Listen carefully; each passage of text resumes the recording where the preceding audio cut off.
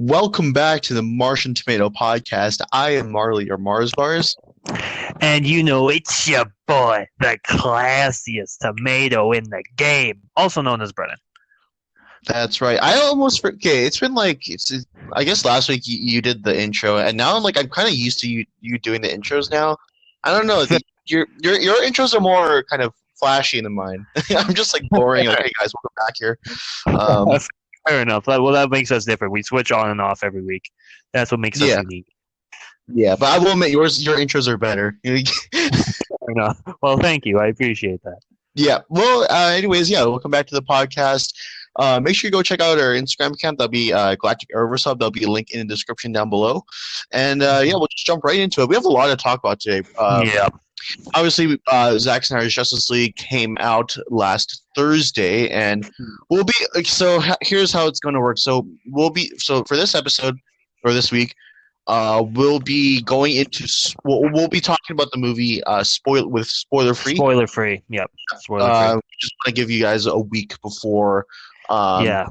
we get into spoilers. And yes, next podcast episode we'll be getting into spoiler discussion because there's a lot to unpack, both with spoilers and without spoilers. But so just look out for that. I'm also going to be putting out a spoiler-free review for the Snyder Cut today on the not podcast. Oh, yeah, obviously on the podcast, but also on our Instagram account. So be sure to check us out there, and we'll just jump right into it. So what I talk about for DC TV, we'll first start with Batwoman, which is season 2, episode 7, and I actually found this episode to be really interesting because it dives into the I guess like the flashbacks with Alice on Coriana. Now I was a little that was the worried main focus of the episode. So of this episode, it was the main focus, really. I thought those scenes were pretty good, but I was a little worried that it might kind of retcon, I guess, Alice's like previous backstory from last season, where she was like, I guess, kind of kidnapped. But or I guess these episodes in in episode 7 here, or sorry, these scenes in this episode here actually kind of it acknowledges that it doesn't like completely retcon and everything, but like it kind of gives Alice's type of I guess gives Alice new motivation to go back to Gotham and cause havoc. I actually really like this. Again, I still think that Alice is the best character in this show, although I think Ryan is actually getting really is actually a really good character. I already a huge fan of the character in the season, but the main focus here is Alice, and there's just more depth to her character, and I really like that. I enjoyed these scenes. Yeah, I really enjoyed them too. I thought it was like we never knew much about Alice besides like her getting kidnapped and whatnot. Like if her backstory, like obviously her and Ocean had a fling and then got their minds erased, if you didn't know, which I'm pretty sure we talked about in the last episode. But this season of Batwoman I think has been okay. It's not I wouldn't say it's like, miles better than season 2. Well, not miles, but it's better than season 1 already. Like I think there's just so much that's better about this season, but like honestly, I think season 1 like kind of damaged this show. It really did. But from the opening teaser trailer, which was so bad, to like the actual season itself. Again, like I said, it's like it gets a lot of undeserved. I think the show gets a lot of undeserved hate, but at the same time, there are some genuine criticisms about the show that like I think it can be faulted at season 1, right? And then obviously the big change, kind of. Change of the mantle for Batwoman is also really big too for this show. Really damaged its reputation. But I'm really liking how the season's handling all its characters. I really like Ryan's character in this episode too.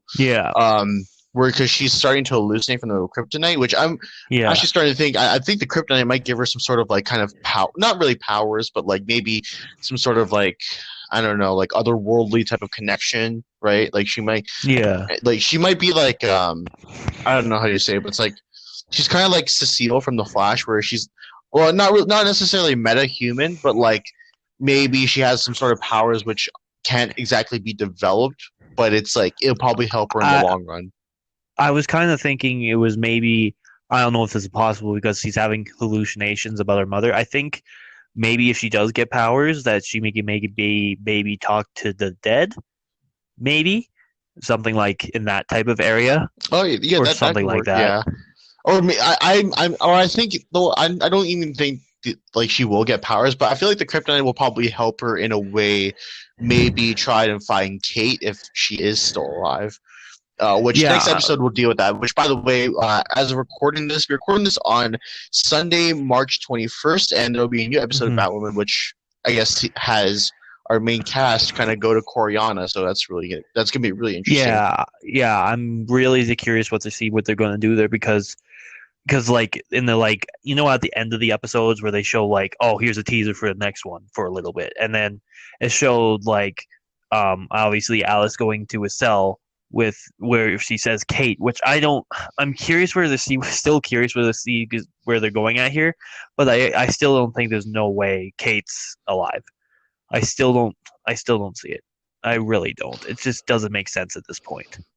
Well, yeah, I mean, if they really are keen on bringing Kate back, maybe they could probably do like a recast because, like I've said this Yeah. before, I don't think the CW are planning to recast anymore because the multiverse exists and like each character's face kind of matters now and all that stuff. But Yeah. like we just saw in Superman Lewis, like at least 5 or 6 characters got Yeah. recasted. Like Morgan Edge, he appeared on Supergirl before. He got recasted for Superman Lewis. Sam Lane, General Sam Lane, he got recasted for Superman Lewis. So it's like I think the CW doesn't have any problems with recasting and all that stuff. But yeah, I mean, it'll be interesting to see if Kate actually does show up in this episode or this upcoming episode later tonight. I don't I think yeah, I don't know. We'll just have to see. Maybe they do something with the Flash with Mr. I forget his name. Why do I keep forgetting his name? That electric the Mr. Fantastic ripoff dude. I forget his name every time. But Ralph, did we? yeah, Ralph. I think maybe they'll do something like that where her face is like burnt to crisp or something like that, but I doubt it.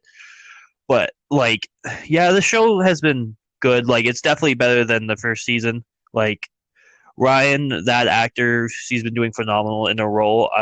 Yeah, I guess we can great. we can talk about her scenes in this episode here. So the hallucinations that Ryan had in this episode kind of dealt with, I guess, the death of her adopted mother from Alice and all that stuff, which I wasn't really a huge fan of. And I mean, I found it interesting how they connected Ryan to Alice, but at the same time, I don't think it was that great because it was really shoehorned in. But this episode kind of adds more depth to that, in that like Ryan actually did have like a special connection with her adopted mom, right? Mother, yeah. So much so that she really wants to go on this kind of like, witch hunt for Alice, right? Simply just get revenge and all that stuff.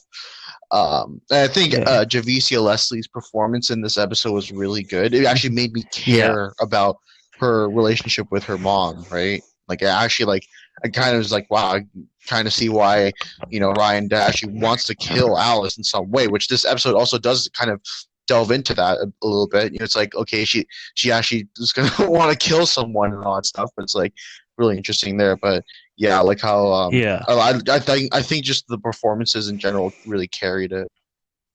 Yeah, like this, I don't under. I'm getting to the point with like the chemistry between Mary and Luke. Like, I even think you said this in your like one of your last pages in your review that like the jokes between them like are cringy when they were trying to say Ryan. Like I don't know. I just don't know. They don't have chemistry to me, if that makes sense. They don't have. Yeah, I know what you're talking about. Yeah, some of the stuff that like some of their dialogue between each other is like very off. I mean, like they're starting to grow together as like a team, but like I think what really made those two together was Batwoman, whether it be Kate Kane or Ryan Wilder. I think the Batwoman character just holds those two together, and without it, they kind of just fall flat as characters, right? Like, so it's like. The scenes between Mary and Luke, they're a little off in this episode, and usually they're a little off in most episodes, anyways. But again, like I said, I think whoever is Batwoman, again, like I said, whether it be Kate Kane, Ryan, whatever, they really like. I think that character really holds the two together and actually builds that chemistry. I honestly hope we do get more scenes between Mary and Luke and just them just talking, not like trying to like stop a bomb or anything like that, or saving Batwoman like they did in this episode, or throwing really weird jokes like they also did in this episode here too. I just want like I was just about to say I just wanted a heart-to-heart scene between Mary and Luke, and that's it. Honestly, if we got that scene, it'd probably make both those characters work well together, Yeah, I totally agree with you. I think like they just need to like do something with those two. Like they need like they're good. I like them both separately, if that makes sense. Like obviously Luke is more into Kate's Batwoman, and obviously I think Mary's more into Ryan right now. Obviously. Like, I think they just need – I like them both separately. Like, we don't get to see, like, Luke and Mary just by themselves kind of saving someone or whatever. Or just, like, helping people or whatnot. But, like, I totally agree with you. I just want – they need – like, they just don't have chemistry to me. And that's – the show would be so much better if they just had a tiny bit of chemistry, in my opinion. Yeah, they have great chemistry with both Ryan and Kate. I think the scenes with just those two alone, like whether it be Mary talking to Kate or Ryan, or Luke talking to Kate or Ryan, I think those scenes are great. I think like the actors do a great job in those scenes, and I think the dialogue is also really good. I think I always think back to that one episode in this season where Ryan was talking to Luke about like the crows and stuff like that. That was a really good scene. But yeah, I'm not exactly the biggest fan of Mary and Luke scenes together, because again, like I said, it's always them doing something other than just having just a normal conversation, right? And if we do get that, it just ends up getting cut short. So it's like I would like to see more scenes of just those two having like a heart-to-heart, right? Yeah, and I would just. Do we have any more stuff about the Black Mask, or are they kind of just leaving that at the side for now? I have a feeling that's probably going to be put on the side for now. We got a little bit on that, but like not in this episode, but we got a little hints of like I think they're called like the No Face Society or something like that, or whatever they're called. Well, apparently Black Mask is supposed to be like one of the big villains of this season, but I guess we'll probably get that later down the line. I think we might get that next season. I think. Do you think that because I think this season they'll finish off the story with Mathiathan or whatever they're called. Yeah, and then I see what you're saying. So like you think that they're probably going to like set up Black Mask this season and then probably conclude it next season? Yeah, that's kind of like what they're doing with Godspeed.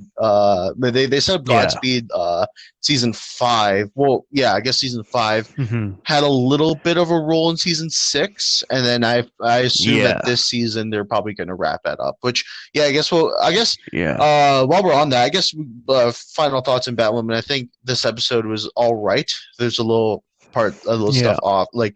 Just a little off things, but other than that, it just doesn't completely hinder the episode, but it's an all right episode. I have a quick question for you. I feel like right now the first couple episodes were really, really good, but it's slowly starting to go down. Yeah, with Batwoman, yeah, for sure. I think this episode's like all right. I don't think it's like the worst ever, but like, I mean, this was kind of again. I really like the Alice scenes. I think the Alice scenes really carried this episode, but like. Without that, it just would have fell flat. It really would have. Yeah. But, since now we're on the topic of The Flash, I guess we can talk about what was supposed to be the season 6 finale. So this is the third episode of season 7. This was supposed to be the season 6 finale, but obviously stuff had to be changed. Apparently, Eobard Dawn was supposed to show up in the original season 6 finale, but now they had to change it. Yeah. And so. I think I made this. I kind of talked about this on Skype, not on like the Galactic Arrowverse Hub, but I think I talked about my personal one where I wasn't a huge fan of changing endings for seasons or season finales because it's like it kind of messes with the show's direction. Like we saw that with Titans. Like Titans, season 1 finale was completely rewritten.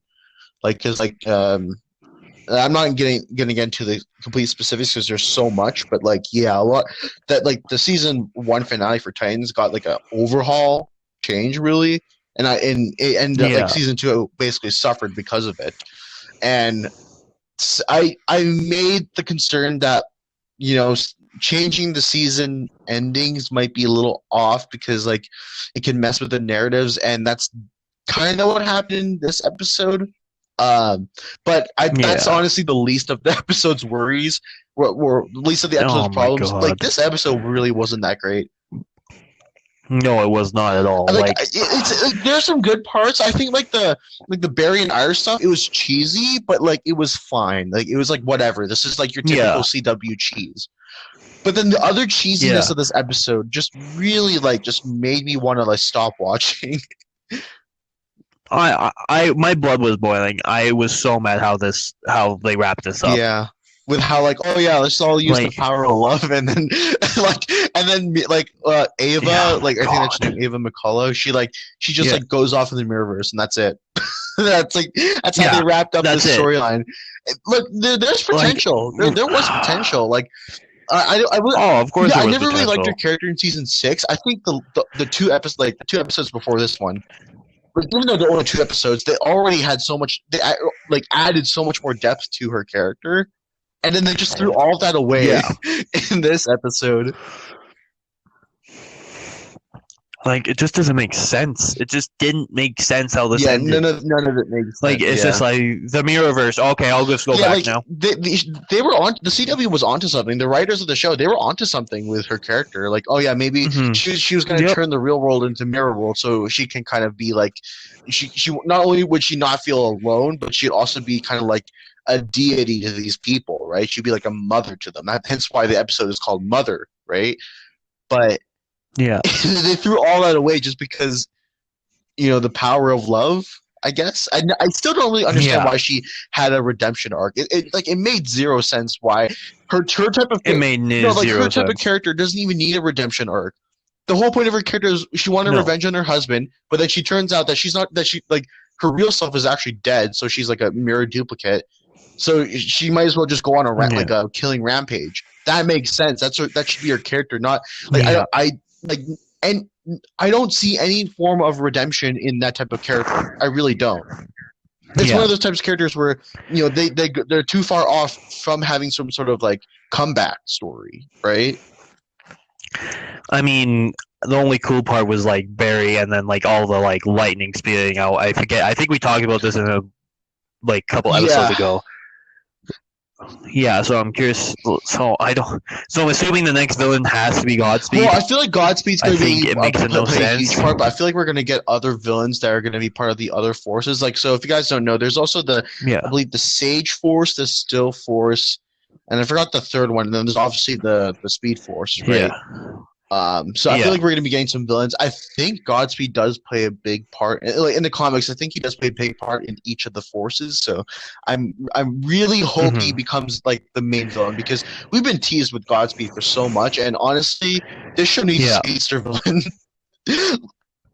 and that's hilarious to say, because most of the villains have been speedster villains, but those have been the best seasons. Seasons 1 through 3. Now, say what you want about season 3, but I genuinely enjoyed season 3. I think obviously there's some big problems with it, but I think Savitar was a great villain. Although I know a lot of people didn't really understand the whole point of his character, and I understand that because it was a bit confusing. But like, I understood it, and I actually really like him as a villain, right?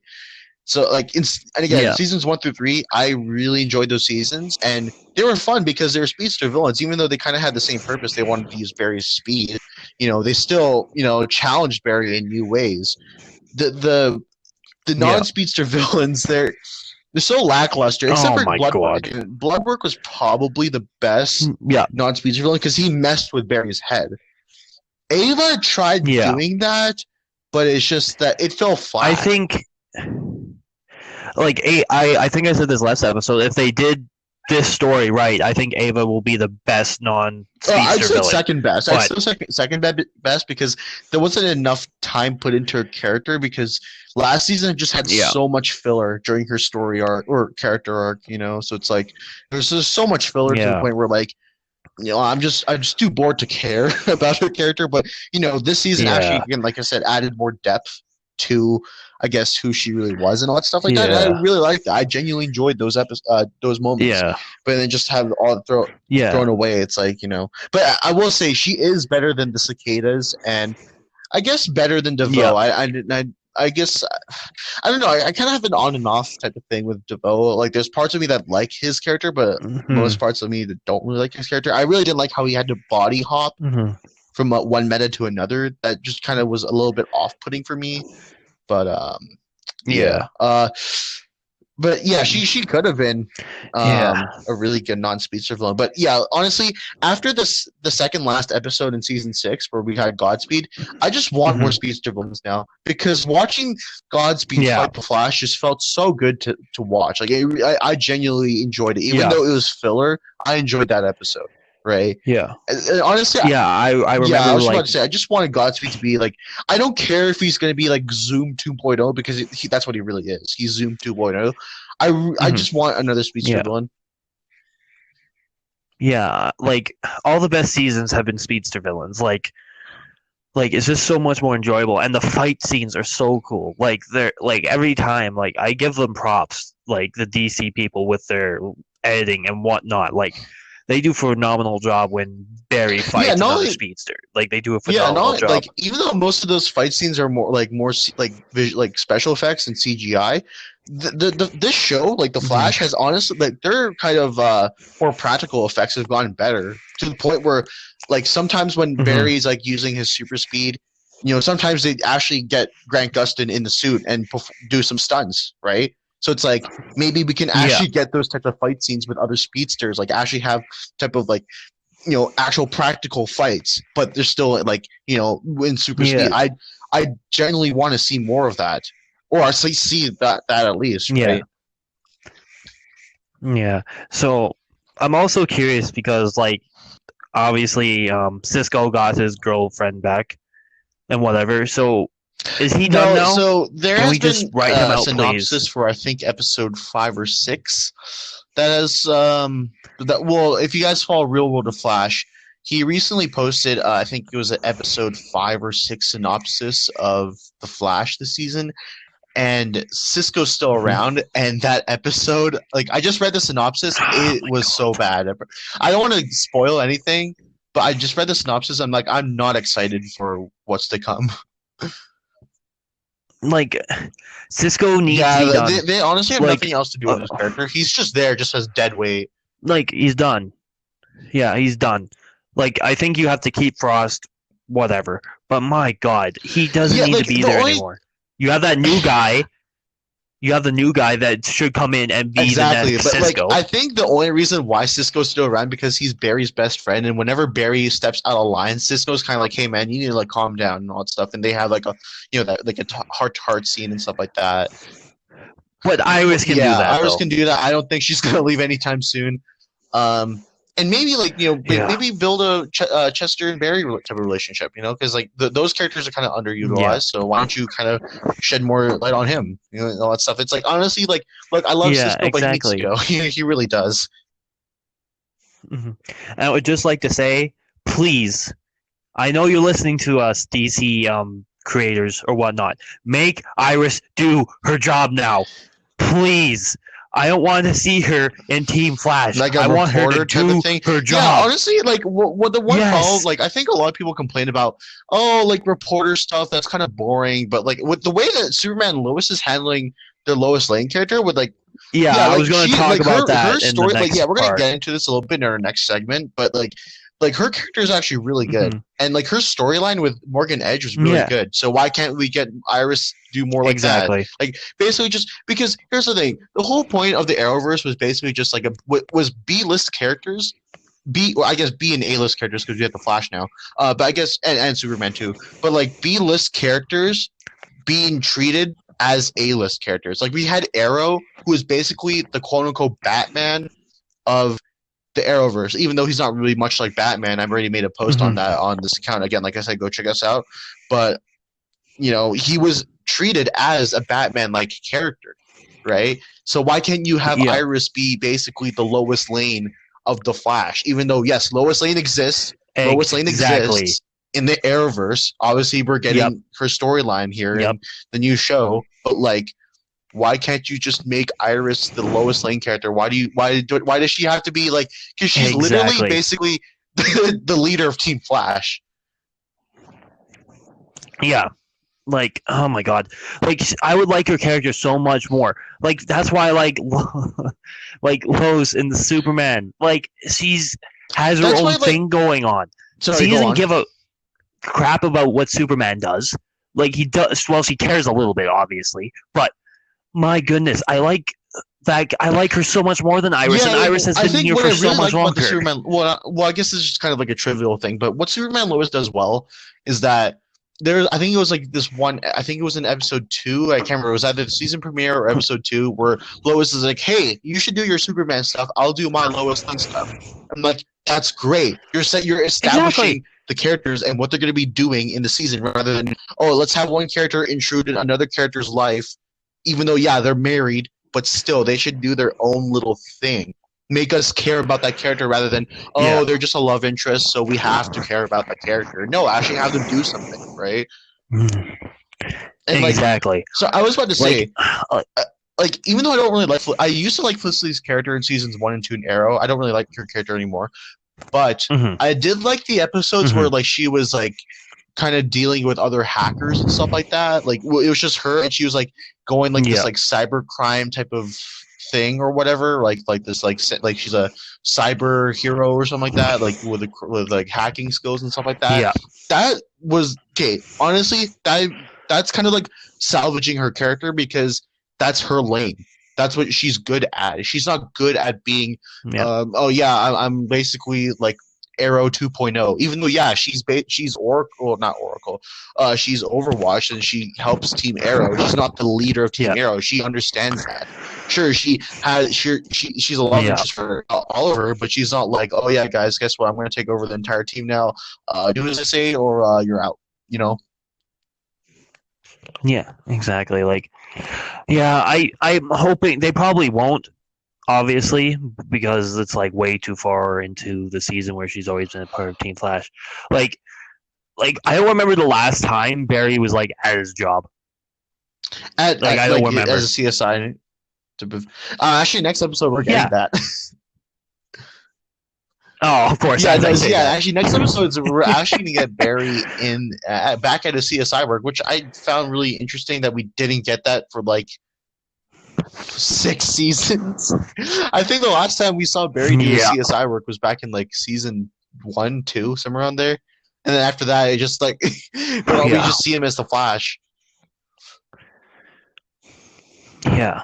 Like I hate that like they don't care. Well, I guess Iris's dad isn't he the main guy there? He's captain. I don't remember. There. Oh, so I guess it doesn't really matter to him, but yeah, like this Flash, I hope this Flash season's good. Like the first couple of episodes were great, but this last episode it was so disappointing and so anticlimactic too. Especially since this is supposed to be this is supposed to wrap up an entire storyline and it just didn't do that. Well, it did that obviously, but it was just so underwhelming. It was so bad. It was so bad how they wrapped this up. But I guess since we're talking a lot about Superman Lois, I guess we can move into that now. This episode, I also liked it. It's a bit on the slower side. I think the Superman Lois is kind of coasting right now. I think the show's a little bit on the coasting side, but honestly, it's not bad.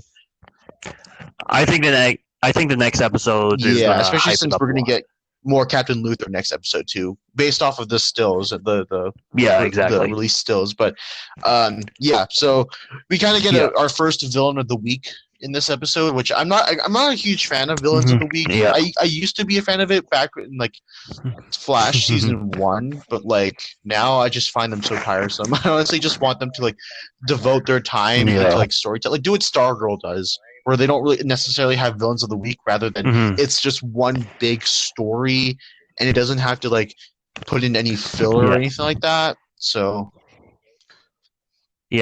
and after speaking of Stargirl, I kind of want to talk a little bit about comparing this show and Stargirl at the end, closer to the end. I guess we could. Especially since the budgeting of both Stargirl and this show, Superman Lois, is I guess similar in a way. But I really like this episode. I think the best part of this show are its characters, and this episode fully utilizes that. They go through all the characters. Sam Lane kind of gets not really introduced, but he kind of kind of intrudes into the life of the Kent family and stuff like that, and we get some really good performances from each character. I really liked that scene, by the way. I really liked when like Superman was talking to his kids, like, "Why didn't you call me?" And they both look at their grandpa, and then like both of them looked at it, and then it was an argument. I like that because obviously by the end of the episodes I'll talk more about that more, but like it's getting like Superman is trying to control both of his worlds. He's the superhero, he's a god, he's the only reason super or villains don't go out in like Metropolis, but now he's moved. Like what was this dude's name that got out? And or Haywire, Hangwire, yeah, like he got out. Yeah, he got out because Superman moved away. So I'm really enjoying that aspect. Like the villains have to get transported closer to Superman because they can't stop him, sort of thing. And I love that. I love how Superman is trying to balance out, obviously, being with his kids and being Superman. Like, it's obviously, like Lois said in this episode, that it's tough for him. He's trying really hard to do both. And I've just been enjoying, like, this whole episode thing. I'm hoping, I don't know if I want, if the Flash ends, I feel like they have to keep this show. Yeah, well, it's already renewed for season 2, but because you bring up a good point. I like the storytelling in this show. I mean, I'm pretty sure we've seen it in like other shows like Smallville, but like, well, because it's been a while since I watched Smallville. Mm-hmm. But you know, like this type of I guess character arc of Clark trying to just balance out so much. It's a very realistic thing, even though he's literally Superman. Yeah. You know, he does deal with realistic problems with, you know, troubled teenagers, to, I guess, trying to be supportive to his wife, and at the same time, you know, try saving the world too, you know, and like dealing with just so much, like, you know, it's very real. It's grounded storytelling. Even though, yes, like I said, this is a Superman show. Yeah, exactly. There's a lot of grounded stuff in this show too. Yeah, exactly. And like with Lois's dad, he is now put out I don't know what's it called, like operation. Yeah, what was it, 775? Yeah, contingency plan, just in case Mr.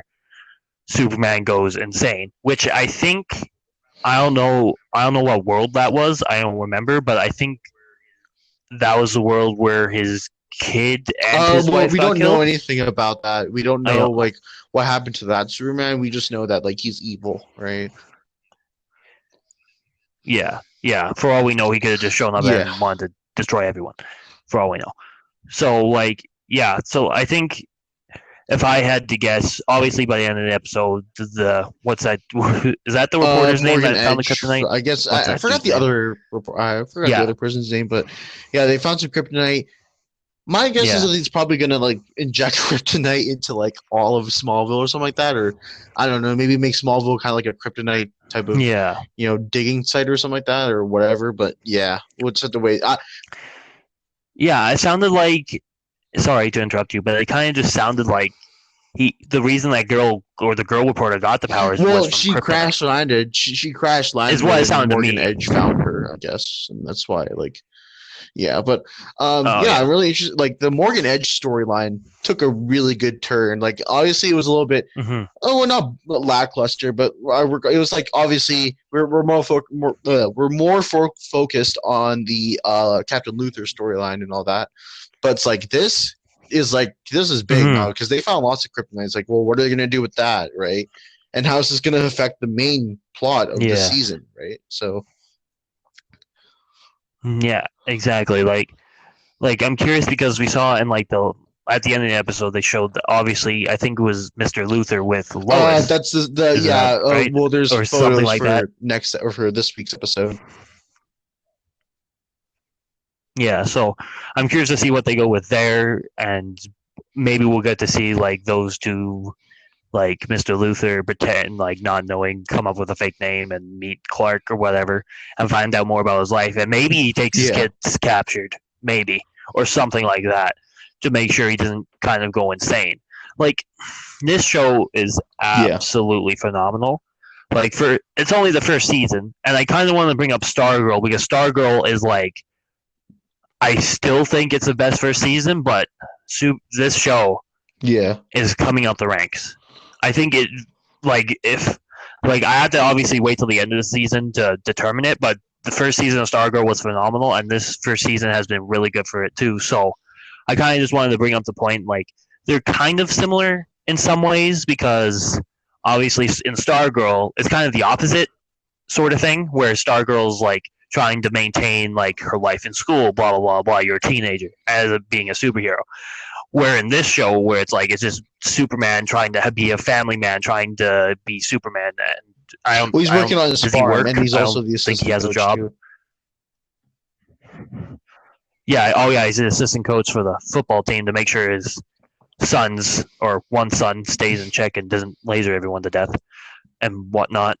And I'm really liking what's the two kids' names again? Jonathan and Jordan. I like both of them. Jonathan is the one with the powers, correct? Yeah, I'm curious. Jordan is the one with the power. Okay, Jordan's the one with the power. I'm very curious to see because are those two dating yet? The girl he's talking to, or no? They're just really close and whatnot. So I'm curious to see. I feel like one of these episodes he's gonna lose it, and like he's just getting mad or something because every single time he's used his powers, he's got like super mad. Is what I've gathered so far, and then she just sees that he shoots lasers out of his eyes, and then she's like terrified of him or something like that. I would really like to see that because that would be very cool. But we'll just have to see.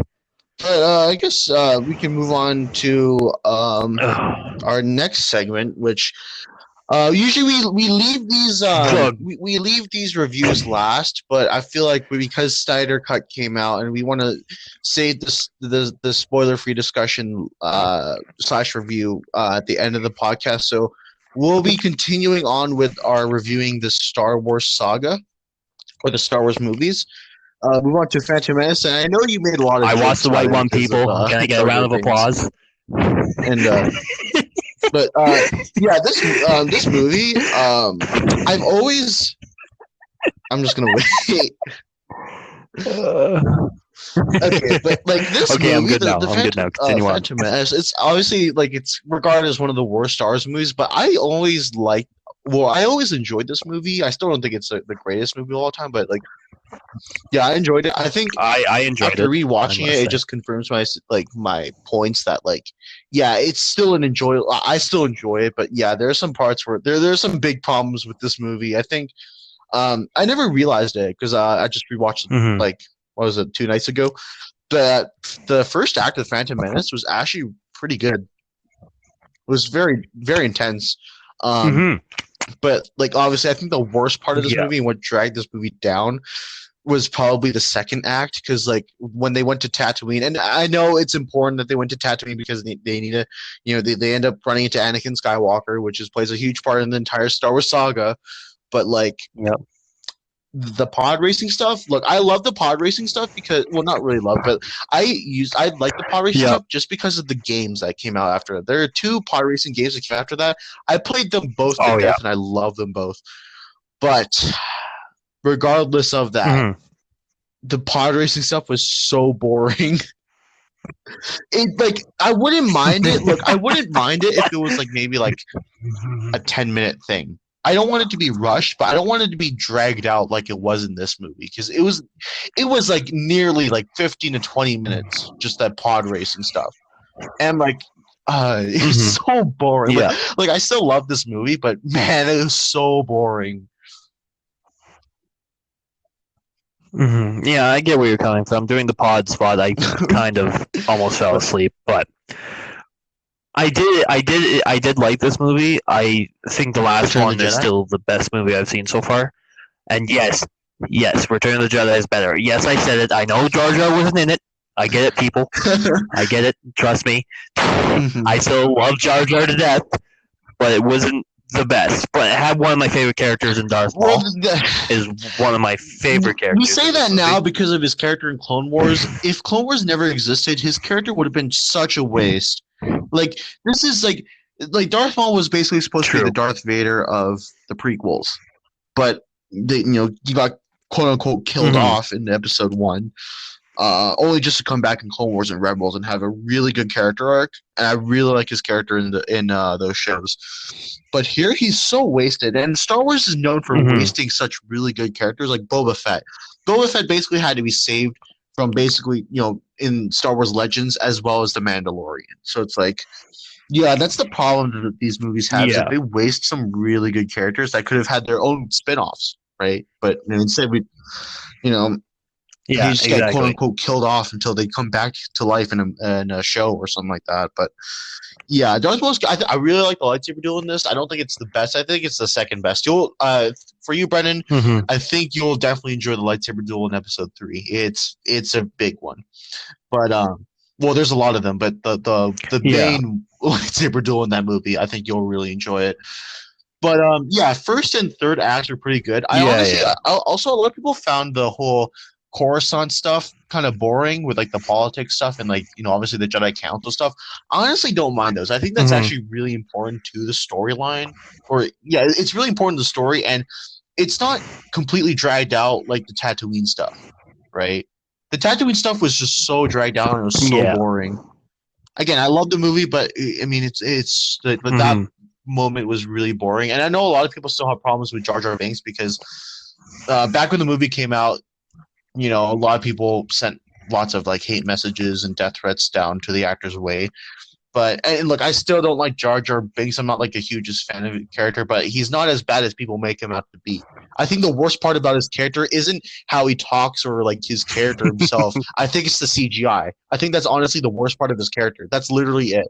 But then again, you have to also remember that this is 1999, so the CGI back then wasn't exactly the greatest. Yeah. Like, I only make memes about Jar Jar because I love it that people hate him, and I get messages like, "Are you dumb? He's not even good." I'm like, I just do it for the memes, people. I do like Jar Jar, but calm down. It's just obviously I agree with you. Like, back in the day, like back in the day, actually, the Star Wars prequels are kind of revolutionary. Back in the day, they're not like the Spy Kids movies. The CGI in those movies are terrible. Yep. But like this year, I mean, again, looking back now, they're pretty bad. The CGI is pretty bad. Let's not beat around the bush about that. But back then, they were revolutionary. Yeah. They really were. And Lucasfilm actually was the forefront of, I guess, CGI innovation back then. They really were. Even though, again, like I said, it looks like crap. Back then, it was something. It was something to marvel at, Yeah, I hope one day we get a Star Wars movie where Jar Jar Binks gets a lightsaber and does the Jar Jar stuff. That's my dream. That was No. I mean, do you think the movie would have been better if Jar Jar was a Sith Lord?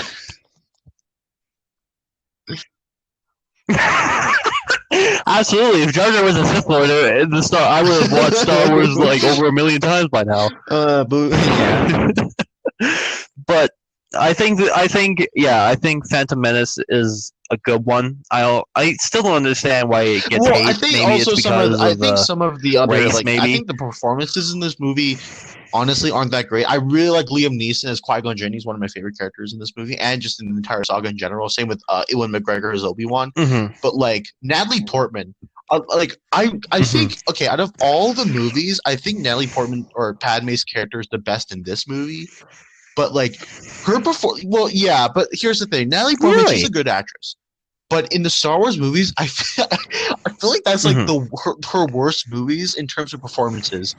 Like, take her performance in like say the Thor movies; they're a million times better than all the Star Wars prequels combined.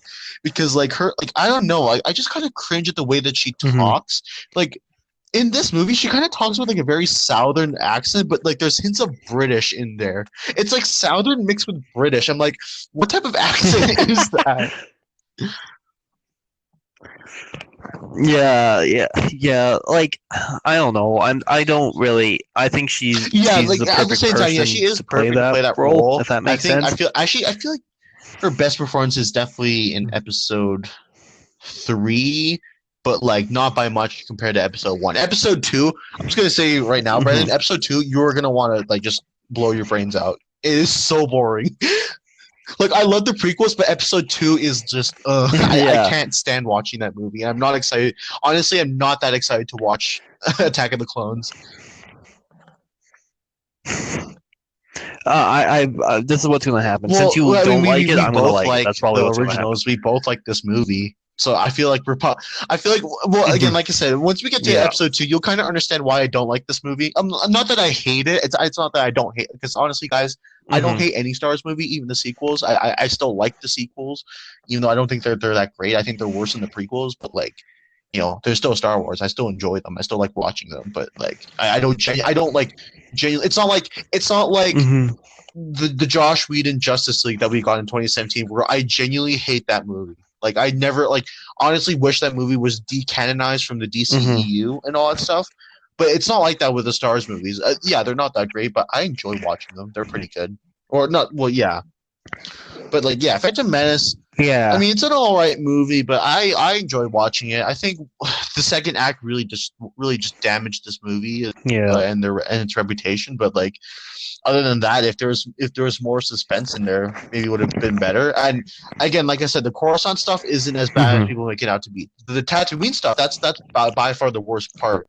Honestly, like, not to send hate to this actor's way, but Jake Lloyd, who played the young Anakin, he just did a terrible job here. But I'm not here to bully the guy.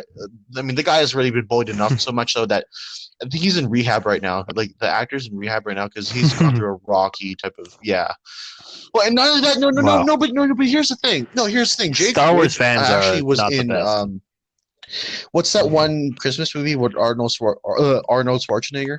Have you seen that Christmas movie? He says put the cookie down. It was a Christmas movie with Arnold Schwarzenegger, or something like that. Jake Lloyd was in it. That movie, I like that movie. Jake Lloyd was good in that movie, much better than in this movie too. Because I honestly could not stand young Anakin in this movie. Yeah, I watched this movie. I remember which movie you're talking about. I remember watching it in I think it was like elementary school or middle school, something like that. I enjoyed the movie, and I remember the first time watching this movie, I saw the kid. I'm like, wow, is that Anakin? He's actually good in this movie, not like in Phantom Menace, where I literally cannot stand his character. But yeah. But yeah, just closing thoughts get what you're saying. On this movie, Brennan. I think it was an okay movie. There's obviously way better movies than it. Like, sorry, that movie, yeah. Oh, Jingle All the Way. Is that the one? Jingle All the Way. Yeah, I think it was a good movie. Like, I agree with you. Like, Darth Maul. Like, I think the only reason I actually liked him was in Clone Wars, obviously, because we don't get much of him in the movies, like barely any as it is. So, yeah, I really did. I did enjoy this episode. Like you said, I almost fell asleep during the racing parts and whatever, but yeah, I thought it was okay. I just looked it up now. So. Jingle All the Way has like a 38 user rating on Rotten Tomatoes. I didn't realize it was that bad. I genuinely enjoyed the movie. Well, then again, those Christmas movies tend to be not that great, but yeah, whatever. Now let's move on to a really good movie that has a really good rating. Yeah, Zack Snyder. Give this guy a round of applause. Before we do that, can we talk about how Warner Brothers basically just ruined the DCEU? Because, again, we're not going to get into it now because that's going to get into spoilers, but this movie set up so much. Yeah, next week. But this movie has set up so much that could have made a really good cinematic universe. And honestly, here's the thing, guys. I remember when I guess Justice League first came out, obviously the biggest complaint was, that there wasn't really any real build-up compared to the Marvel movies, right? Honestly, I don't want DC to go down the Marvel route. I want them to do their own thing. And honestly, with Zack Snyder's Justice League, it was actually kind of, well, here's the thing. It was actually supposed to be the reverse of the MCU. So, you know how the MCU had solo movies, which eventually built up to the first Avengers movie, right? Excuse me. What this movie, what Zack Snyder's Justice League, or I guess Zack Snyder's vision for his own universe, or the Snyderverse, was that it was going to have Man of Steel, right? And then Batman v Superman, which is going to introduce Batman and Wonder Woman, have Wonder Woman, and then have Justice League. But then his Justice League would kind of gets like after that movie, it would kind of split apart into these other solo movies. Like we'd have a solo Batman movie, we'll have I guess another Wonder Woman movie, maybe Flash movie, Aquaman movie, another Flash, all that stuff. We'll have I guess maybe like a Martian Manhunter type of cutscene in maybe the Batman movie where they help try to find the. Again, I don't want to get into spoilers, but they're going to help. I guess like travel around the Earth, try to stop Darkseid from coming back or something like that. But yeah, like essentially. Zack Snyder or the Snyderverse was essentially going to be the reverse of the MCU, and I honestly like that idea. Like after watching this movie and what it set up, I wanted to see more, but like obviously we're not going to get it anymore. But and we'll talk about it more next week. Yeah, I did because I don't want to get into spoilers. But this movie is just like it just made like it's so good, but also at the same time it made me just want to cry because of the potential that was wasted. Yeah. Yeah, there was so much potential during this whole thing. Like we're not going to talk about spoilers. But it made during the whole movie, you kind of started to care about the characters a lot more. I think that's the biggest takeaway from this movie compared to 2017's Justice League is that each character it's one of those simple cases of show don't tell. I don't know if you heard that saying before, but yeah, show don't tell. So when this just goes for any type of storytelling. So whether you're making a show, movie, book, game, or even in a theater play or whatever, you always want to show the audience what your character is, what they do, what are they doing. Yeah, exactly. Right, and the reason why you want to do that is because what they're capable of. You want to show them that. So then the reason why is because we'll think about those experiences that these characters face, and in turn, it'll actually make us care about those characters. Why do you think, like, even though the CW has kind of been on the back burner lately, why do you think they're like people still watch their shows? And it's because of their characters. We care about the characters, even though the visual effects suck. Which, by the way, guys, the visual effects in Zack Snyder's Justice League, they're both good and really bad. But we'll get into that later. But the reason why the DC shows work so well is because their characters are good. We care about those characters. Ryan Wilder's character, even though we only have 4 episodes of her, I'm already invested in her character because of the actress and the writing behind it. Right? Why do you think we care so much? Why do so many people like Barry's character or Oliver's character in the Arrowverse? Because they actually went through a lot. We see their experiences. We see their hardships. That's why, in Arrow, you had the island flashbacks. And it's kind of, it builds this idea that, throughout the entire series, it's a redemption arc. Because in the island, his life changes. He goes from a billionaire playboy to this really dark person. But once he comes back to Star City or Starling City at that time, and he meets people, he kind of starts to lighten up again. But he doesn't cross the line of being like a careless billionaire. He actually he draws the line between doing what's right and then just taking any necessary action to serve to I guess preserve justice, right?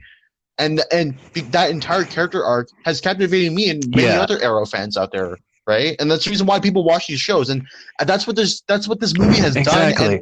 And I just cannot understand what was going through Joss Whedon's mind during in 2017, where it's like, we're just gonna tell the audience like Cyborg's character in 2017's Justice League literally tells us everything that goes on in this movie in like a couple sentences, and it's just so like that doesn't work. That's not good storytelling. You don't tell us the character. You actually have us care. Like, show us at least a scene or two. In this here, it's an overhaul. Cyborg has an entire character arc with his father and with his mother and with the rest of the team, and it actually matters. And and because of that, he actually plays a big part in this movie. Exactly. Like Cyborg's character. It's just like a throwaway character. My goodness. In 2017's Justice League, and here he's literally the most important character in the entire. He's one of the most important. And then same with Flash, and like Flash's character too. Yeah, he's like, and even though his character arc is a bit shorter, Flash. It's actually good. Like we actually care about his character. He actually wants to make his father proud. And that one scene, well, again, I'm not going to get into. Actually, I can't talk about that scene. But like there is one scene in this movie that just adds so much depth to his entire character arc, and actually, a lot of fans have gained a lot of respect for Ezra Miller's Flash. I mean, I never really hated his Flash to begin with, but because a lot of people like to compare between Grant Gustin and Ezra Miller, but like, when you compare those two, it's very tough because Grant Gustin, I think, looks more like the Flash. Like, Ezra Miller's Flash, just in this movie alone, is just so much better. Rather than just being like, because in Zack Snyder's, or not Zack Snyder's, but in Joss Whedon's Justice League, he literally was just not a Batman, but he literally was just a Spider-Man ripoff. Oh yeah, hey guys, I just tell jokes and all that stuff, but I don't actually have the character behind it. Well, I'm not saying that Spider-Man's like that. But he's basically just like comedic relief. That's literally all he's there for.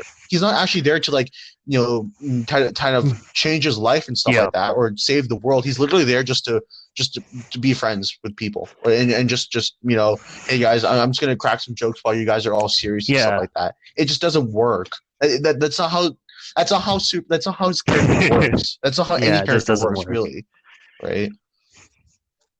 Yeah. And I would just like to say, like, even the fight scenes, I won't get into any of them, but I believe most of the fight scenes were really, really, really good. I think, I didn't think any of the fight scenes were like terrible. Or some of the visual effects. I remember, again, I don't want to get into spoilers, but I think Wonder Woman's first scene in this movie was so off. You know when she's like blocking those bullets and stuff like that? It's like it looks like some of the animations are not executed properly. Like she literally looks like she's sliding across the floor, and it's like, it's very off. And again, like I don't understand how I get that. They made Steppenwolf look better. They made Darkseid look really good. Like some of the visual effects are he looks so scary. Oh, Darkseid looks so scary, and bro. Like he looks some of the visual effects look really good, but then there's other visual effects like that they just look terrible. Like I like whenever any of the Justice League members are fighting, besides Batman, whenever those characters are fighting, it looks like a video, like a PS2, PS3 video game cutscene. And I don't know what it is. It's so off-putting. Like I said, I think Wonder Woman's first scene in this movie was just so off-putting. It's like, this doesn't look right. And I get that, but at the same time, I don't, because like I get the point where you're saying where like it looks weird. I agree with you; it does look weird, but I guess that's just the way that they shot those scenes, and like they can't really do any extra post editing after that. Obviously, like I said, they did a lot of editing with Darkseid. I mean, I remember when with the DC fandom trailer when it first came out during the event, right? Like Darkseid already looked pretty good, but then he looked even better in like the final trailer and in this movie as well. But like. It's weird because like you can tell which parts they actually made improvements on in the visual side of things, right? Like computer generated stuff side of things, you can tell what they improved on, but then you can also tell what hasn't changed, and it's like it's so weird because it's like it's like taking the visual effects from the Star Wars sequels and the visual effects from the Star Wars prequels and putting them into one movie. That's really what it is. It's so off-putting too, but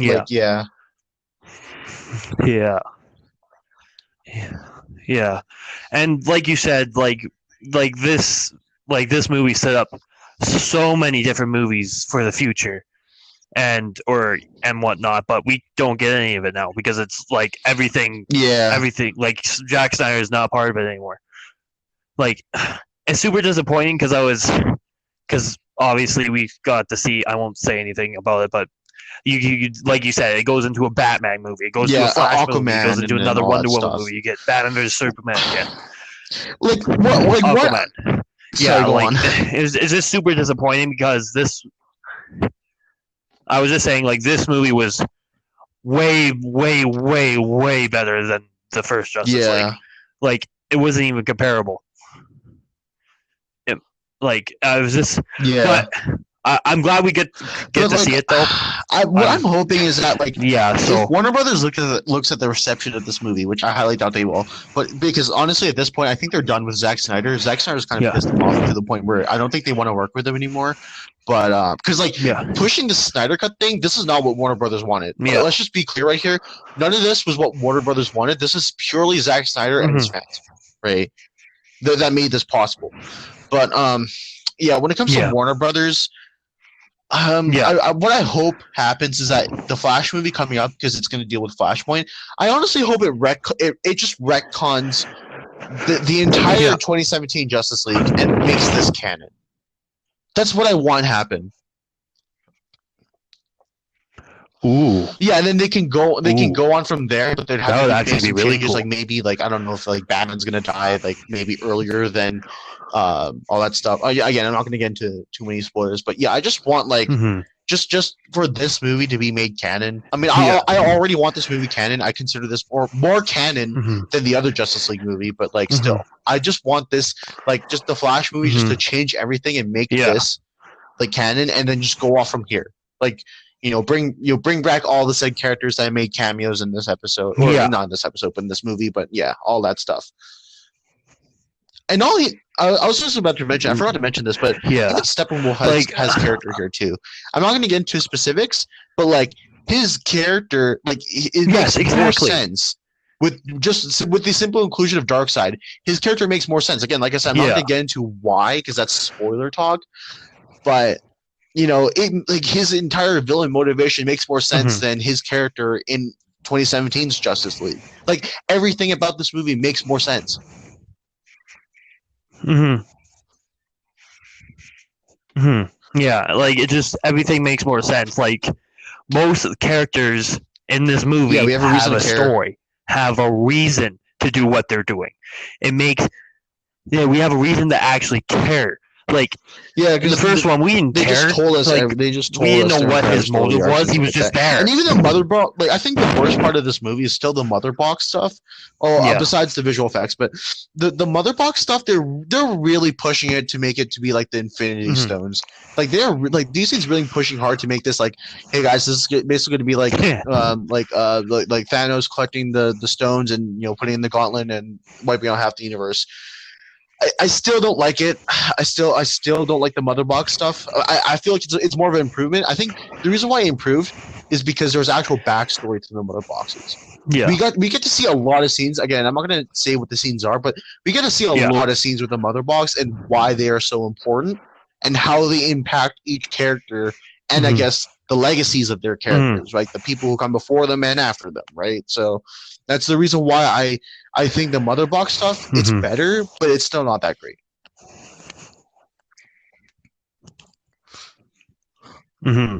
Yeah, I didn't mind it. In my opinion, I get to the point where it's trying to make it seem like the Infinity Gauntlet. It's this dude. I can't really say much about it, but I agree with you on that point. But it made the story make sense, if that makes sense. Yeah, and then obviously again, I'm not going to get into too much of Darkseid because that's obviously heavy spoilers. But Darkseid is a villain. I want to see more of him. I know he's going to show up in I think another DC movie coming up soon, but I was a little worried that he's basically going to be he's the Thanos of DC Universe, even though Thanos is actually based off of Darkseid in the comics. But Darkseid, he's really interesting. Exactly. I actually I found his character and his motivations really interesting. And again, I really want to talk about this, but we can't. I feel like in the next podcast episode, I really want to get into what I think Darkseid could be and what he quote unquote found in the movie. Because he found something, right? Which could lead to another similar kind of event that just recently took place. So it's I really want to talk about this. I cannot wait until the next episode so we can get into the spoilers. But and I guess the reason we didn't really sorry to interrupt you. The reason we didn't talk about spoilers is because when it just comes to when it comes to movies Thursday, Friday, usually it takes a week before we can finally talk about spoilers and stuff like that. But Yeah, so we're gonna give it a week. There's a lot we'll talk to about unpack. that next time on our podcast. We're just getting to the crux of this movie. Like, we can only talk about so much without giving away just the entire movie in general. But like, it's really good. And I think the cinematography is great. The soundtrack just adds so much more depth to each scene. And the characters, like I said, I think the biggest improvement are the characters. Yeah. I mean, we actually matter. And I think this movie. Yeah, I agree with you. Even if Zack Snyder never left production of Justice League, I still think that a movie like this has to be 4 hours long. It cannot work, like with what happened in this movie with each character arc and stuff like that. It cannot happen as a 2.5 hour movie. Mm-hmm. Yeah. But like, even then, like Josh Whedon's I agree with you completely. Like ruined so much. But but this movie, like, it has to work as 4 hours long. And that's and I see some people complain that, oh, it's 4 hours long, it's too long. Okay, but people watch the Lord of the Rings movies. People really like those movies. Those movies are actually the Lord of the Rings movies. They're considered to be the greatest like movie trilogy of all time, besides like The Dark Knight. So, but like each of those movies is like 4 hours long. Yeah, and I don't see people complain about that. Yeah. Right. So why are we complaining about this movie being 4 hours long now? Yeah. No, well, it's just people who don't, because they're Marvel fanboys. I guess I don't know. I wouldn't necessarily call it Marvel fanboys, but yeah. And a new Marvel show came out too, Falcon and Winter Soldier, literally the day later. And I guess there's not much to talk about in this episode. I guess we'll probably save it for next week, because there wasn't. Yeah, honestly, guys. Yeah, because I'm not saying that it's bad really happened, but like, to be completely honest.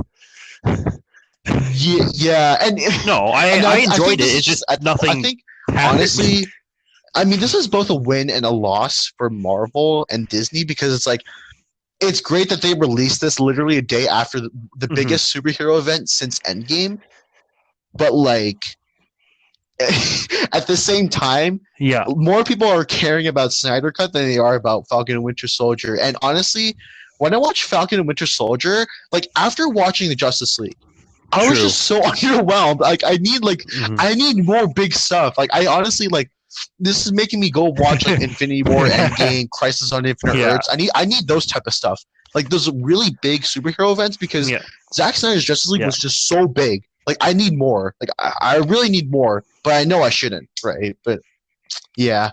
But then again, this isn't like bad mouthing Falcon and Winter Soldier. I mean, it literally is just the first episode, but yeah, there isn't really a lot to talk about. So we're gonna save it for next week when the second episode comes out, and maybe we can kind of talk about the two together and all that stuff. But I mean, obviously, the new Captain America. I already dumb looking Captain America. that weird smirk. No, that weird smirk he had. I saw his face. Like, oh my god! It just angered me. That smirk, that wink is just no. Everyone is so mad at the new Captain America, but like, that about does it for this week. Thank you for tuning in to the Martian podcast. Before we end, I would just like to wish a certain someone a happy birthday. One of me and Marley's best friends. His name is Connor. Yes, happy birthday! I don't know if he watches our podcast or not, but I know you're not probably going to listen to this podcast because we talk about DC happy stuff, birthday to you, bro. You're a great person. Yeah, we wish you nothing but the best.